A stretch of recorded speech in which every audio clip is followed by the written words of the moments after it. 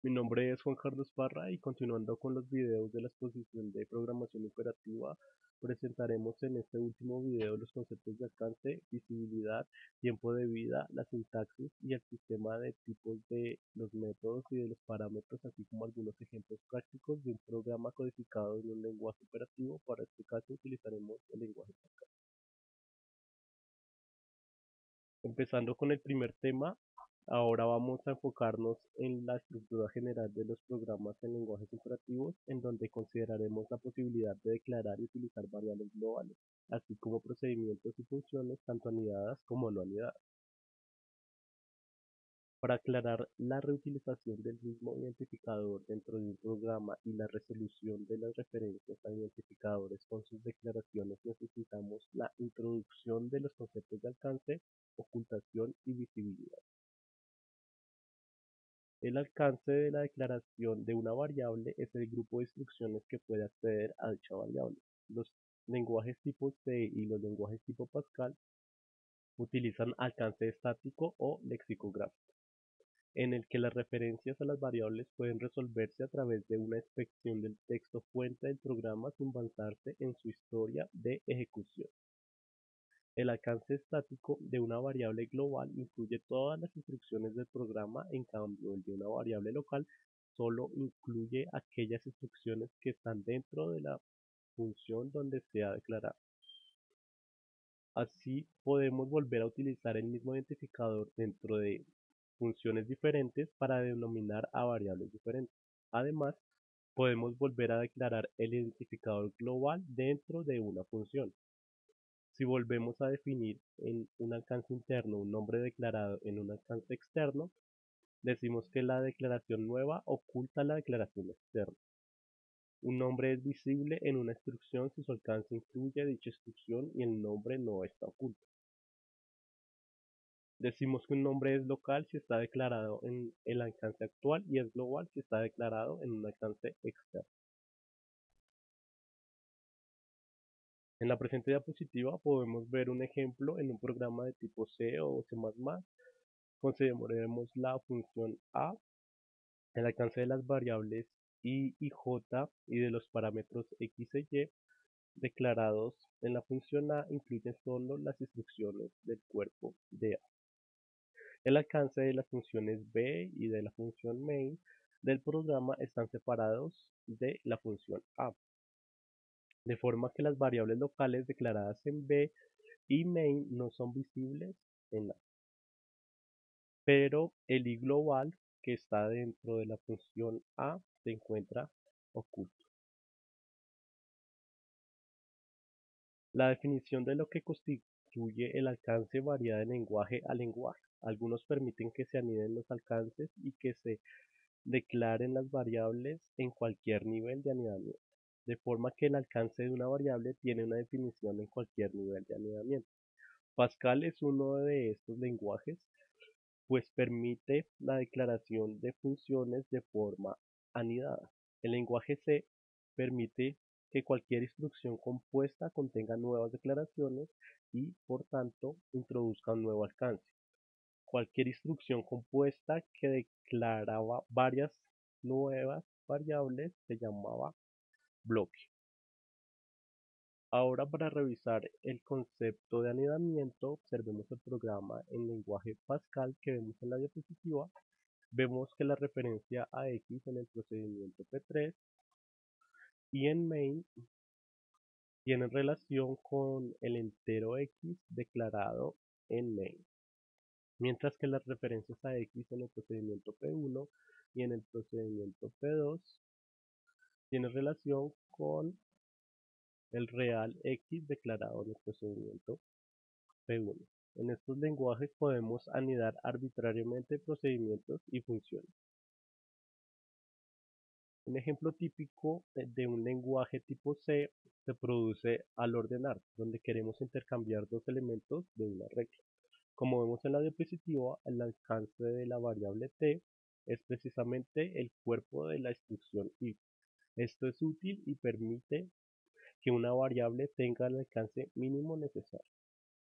Otro ejemplo que podemos ver es un bucle for en Java, en el cual se permite que la instrucción del inicializador, en este caso i, se declare como una variable nueva. El alcance de dicha variable está limitado a la misma instrucción for. La referencia al siguiente bucle for es ilegal porque el alcance de la variable declarada en el inicializador for está limitada a la instrucción for anterior. Como vimos con los anteriores ejemplos, la definición de lo que constituye un alcance varía de un lenguaje a otro. Los primeros lenguajes como Fortran, C y Pascal insistían en que un identificador no podía declararse dos veces dentro del mismo alcance. Lenguajes posteriores, comenzando por Ada, permitieron sobrecarga de nombre, permitiendo múltiples definiciones del mismo identificador dentro del mismo alcance, siempre que se pudiera utilizar el contexto para distinguir a qué declaración se hacía referencia. Por ejemplo, Java permite que dentro de una clase de métodos y las variables de ejemplares tengan el mismo nombre, ya que la utilización de un nombre de métodos va siempre seguida de paréntesis, y también permite la sobrecarga de los nombres y los métodos de la misma clase siempre que podamos determinar el método invocado por el número o los tipos de parámetros. Un ejemplo de esto se produce en la clase printString, en donde los métodos print y println se sobrecargan como vemos en la diapositiva. Para este caso, la sobrecarga de cada método se hace dependiendo de los tipos de datos del lenguaje. Bueno, eso es todo lo referente a este tema, pero el video aún no acaba. A continuación, mi compañero Jason Vergara mostrará los conceptos de la sintaxis y el sistema de tipos de los métodos y de los parámetros, además de algunos ejemplos en el lenguaje Pascal. Bueno, seguimos con nuestra exposición sobre programación imperativa. ¿Quién les habla? Jason Andrés Vergara. Ahora les voy a hablar sobre la sintaxis y el sistema de tipos de los métodos y de los parámetros. Para abarcar este tema nos vamos a enfocar en tres partes fundamentales. Primero, la sintaxis concreta. Segundo, la sintaxis abstracta. Y tercero, la comprobación de tipos estáticos. Bueno, empezamos con la sintaxis concreta. Para definir la sintaxis concreta, nos basamos en una nueva noción, en una nueva definición, y esta es la definición de programa. Un programa entendiéndose como un grupo de funciones y que incluye un método main. Entonces, básicamente, vamos a tener un programa que va a tener varias funciones o una nomás y que va a incluir un método main. Bueno, entonces, a partir de esto se definen ciertas reglas. Entonces, esto a partir de la notación de Backus-Naur. Entonces, vamos a tener en cuenta ciertas reglas y que nos servirán para describir de una mejor manera lo que es la sintaxis concreta. Entonces, bueno, estas reglas se refieren a lo siguiente: a lo que tiene que ver con un programa, a lo que tiene que ver con un método, a lo que tiene que ver con un tipo de dato, a lo que tiene que ver con un parámetro y a lo que tiene que ver con el método principal, el método main. Bueno, entonces básicamente lo que hacemos con estas reglas es definir una estructura de declaración. Por ejemplo, el programa va a tener un identificador, es decir, un nombre, y dentro de su cuerpo va a tener unas declaraciones de variables, unas declaraciones de métodos y un método principal. Bueno, tenemos también los métodos. Los métodos van a contar con un tipo un identificador, que en este caso sería el nombre, y van a tener ciertos parámetros. Estos parámetros van a tener también un tipo de dato. Estos tipos de datos pueden ser de diferentes tipos, por ejemplo, un entero, un boolean o hasta datos, bueno, datos no, un tipo que no retorna nada. En este caso es cuando hablamos del tipo void, no estamos retornando ningún tipo de dato en específico. Entonces los parámetros como las variables van a tener un tipo y un identificador, y el método main, cuyo identificador va a ser main, el tipo de dato va a ser void, y dentro de su cuerpo va a tener declaraciones y sentencias que nos va a definir el flujo del programa. Esto es básicamente lo que se tiene en cuenta cuando hablamos de sintaxis concreta. Es cada parte del programa estructurado y su declaración al momento de programar. Bueno, aquí tenemos otras reglas. Por ejemplo, ya tenemos los retornos de tipos de datos, los llamados a métodos, las sentencias, las declaraciones. Ahí es donde hablamos de los bucles, por ejemplo, de un llamado, de un retorno, de una asignación. Bueno, en fin, tenemos muchas posibilidades en ese sentido. Hablamos de los argumentos. Entonces, bueno, para hacer un llamado básicamente es, como su nombre lo indica, llamar un método. ¿De cómo lo llamamos? Con su mismo nombre, es decir, el método y el llamado tienen que tener el mismo identificador. Como ya sabemos, el método tiene ciertos parámetros. Estos parámetros lo que nos van a representar son los argumentos cuando hacemos el llamado. Entonces, cuando hacemos el llamado, tenemos argumentos que van a ser igual en número y en tipo a los parámetros. Más adelante hablaremos un poco más de esto. Bueno, y la sintaxis abstracta, en general podemos partir de lo mismo, lo que es la definición de programa, de método, de tipo, pero aquí ya tenemos más específicamente otras condiciones. Entonces aquí es donde vamos a hablar de flujo del programa. Entonces lo que vamos a hacer es, a partir de estos métodos, estas variables del programa en sí, de los retornos, de los llamados, asimilar el flujo entre ellos mismos. Esa es la sintaxis abstracta. No estamos teniendo en cuenta cómo lo vamos a declarar, sino de qué manera van a operar en conjunto. Bueno, aquí tenemos un ejemplo. Por ejemplo, tenemos el programa, que es básicamente la estructura principal. Este programa tiene unas declaraciones y unos métodos. En este caso, las declaraciones son de dos variables, h e i, y de métodos a, b y el método main. Como las declaraciones de estas variables están en el programa, en el cuerpo del programa en sí, las llamamos variables globales. Cada método es como si fuera un programa, pero más pequeño.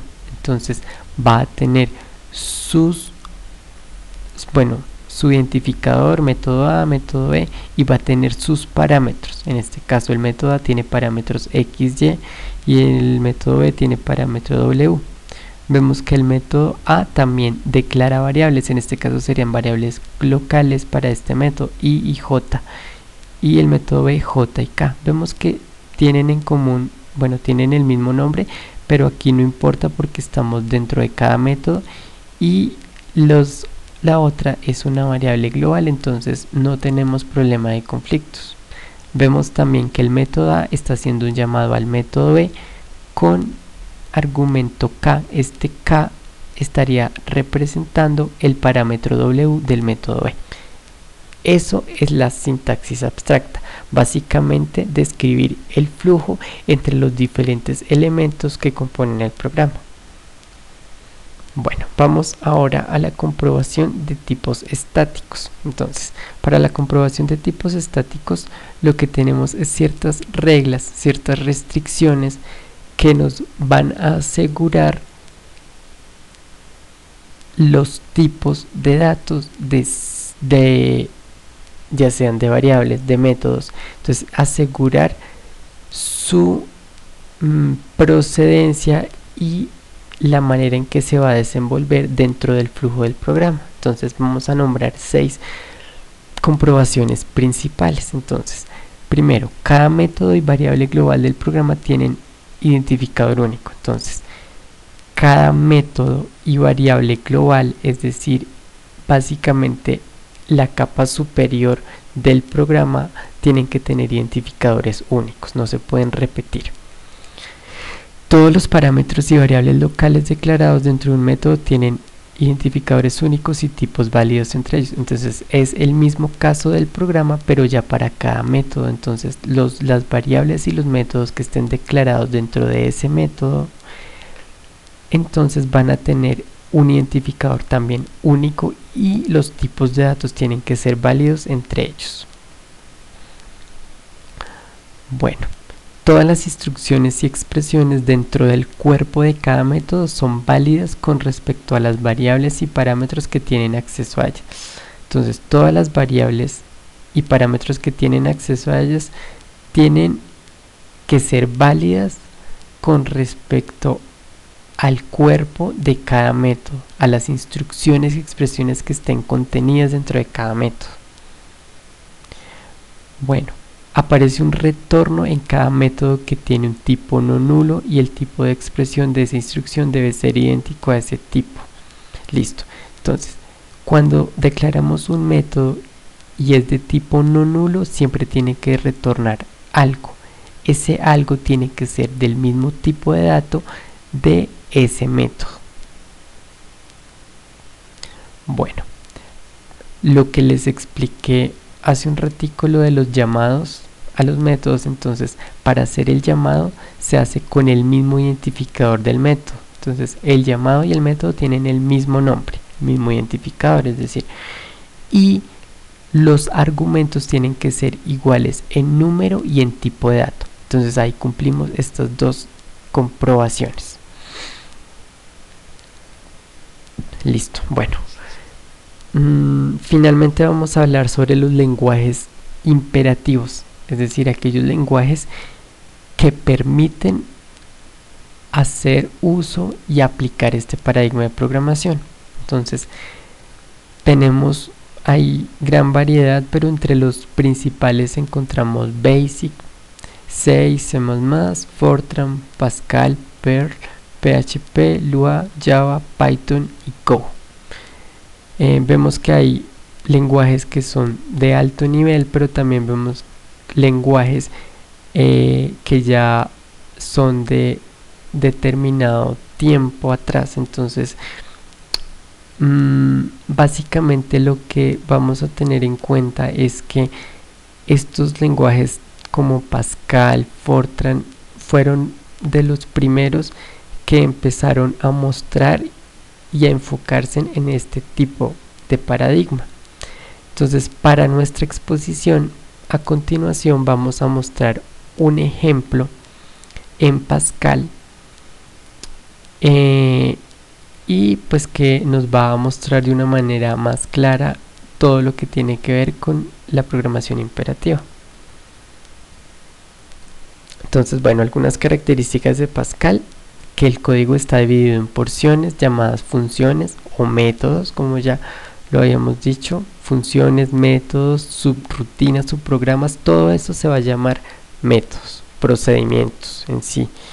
Bueno, y de esta forma Pascal nos facilita la utilización de la programación estructurada o sea, la imperativa en oposición al antiguo estilo de programación monolítica, que ya es de varios años atrás. Otra característica importante es que el tipo de dato de todas las variables que vayamos a usar se tienen que declarar previamente para que podamos habilitar su uso y que sea el más adecuado. Bueno, entonces vamos ahora sí al programa. Entonces, listo. Bueno, entonces el programa básicamente está desarrollado en Turbo Pascal. Esta es una versión aproximadamente de 1993, pero el programa en sí es muy sencillo. Entonces vamos a ver. Bueno, vamos a abrir el archivo, que el programa lo que se encarga es de calcular la raíz cuadrada de un número. Entonces, así muy rápidamente vemos el identificador. Bueno, en sí el cuerpo del programa es uno en general con encabezado, o bueno, iniciando con un identificador para ese programa. En este caso se llama raíz cuadrada.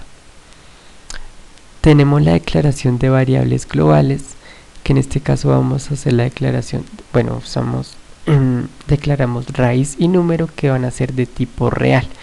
Y bueno, aquí el uso de una librería importante para el manejo de números, notación científica, que es la que vamos a usar para calcular la raíz cuadrada. Bueno, entonces las dos variables globales de tipo real, y declaramos un método. Aquí Pascal lo declara como function, le llamamos raíz cuadra, y como parámetro tenemos un parámetro llamado a, y es de tipo real también.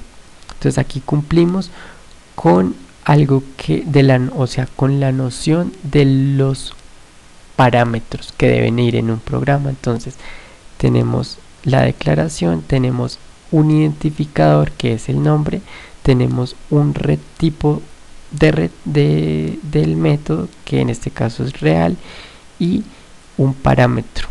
Pueden ser uno, pueden ser más, o puede ser ninguno. En este caso a también es de tipo real. Bueno, vemos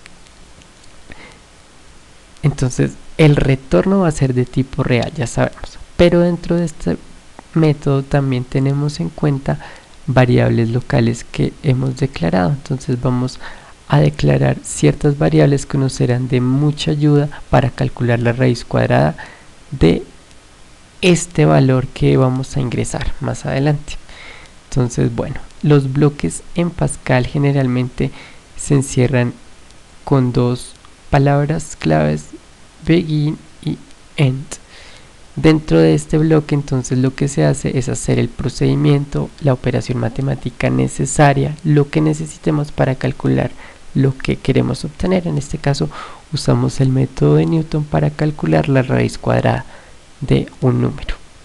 Entonces, con las variables locales y las variables locales de este método, lo que estamos haciendo es calcular la raíz cuadrada de un valor que ingresamos, en este caso de a.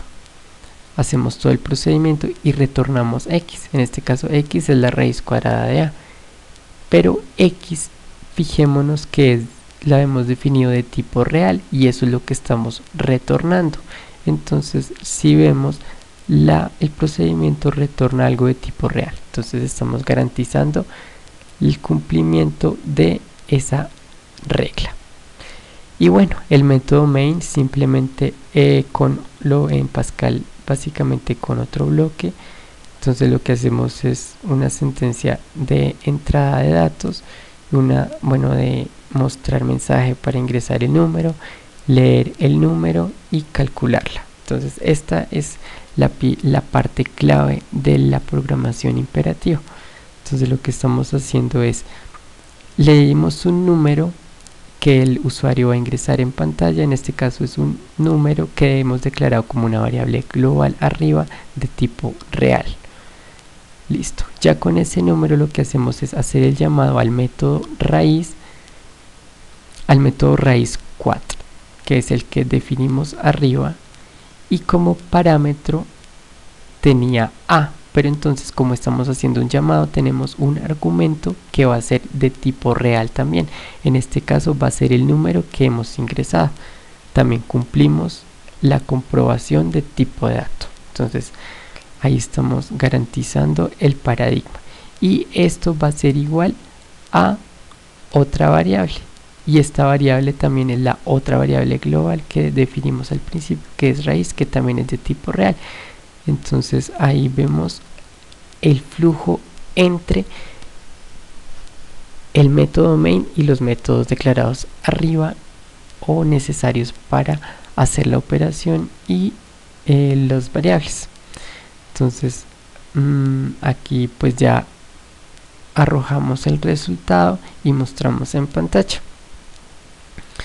Entonces podemos ver aquí en este ejemplo lo que tiene que ver con la sintaxis concreta, que es la forma como estamos declarando métodos, variables; la sintaxis abstracta, que es el flujo entre el método main, y el flujo, bueno, el manejo de las variables globales; y la comprobación de datos, como ya lo vimos con los tipos aquí en el parámetro, el argumento y las variables locales. Bueno, entonces ya solo nos queda compilar y ejecutar. Entonces vamos a calcular, por ejemplo, la raíz de 144. Entonces ahí nos arroja el resultado. Y bueno, entonces ese sería el ejemplo que ya nos mostraría más claramente el funcionamiento y las características del paradigma de programación imperativa. Entonces ya con esto damos por terminado nuestra exposición. Les agradecemos mucho por su atención prestada, y de nuevo muchas gracias.